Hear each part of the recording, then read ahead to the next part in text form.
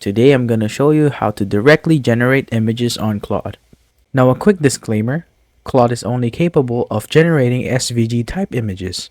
It's kind of like vector art. So if you want to generate more complex images, there's better models out there. But for the sake of this video, I'm going to show you how. Now a common mistake that people do, probably they'll say in the chat box that you should generate an image of a sunset for me. Let's give an example.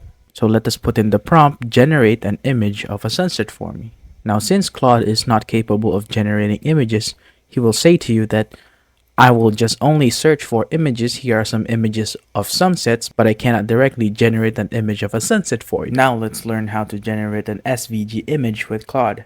To show you how to do it, let's go to a new chat, and this time, instead of saying generate an image, let's just say generate a sunset for me. So as you can see, I just left out the image part.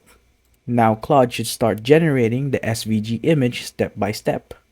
Here I sped it up for you so that you can get an example. So the only thing that I changed was the prompt. I said generate this time instead of saying generate an image for me. By doing that simple change, Claude was able to make an SVG art for me. Yeah, so that's how you directly generate an image using Claude.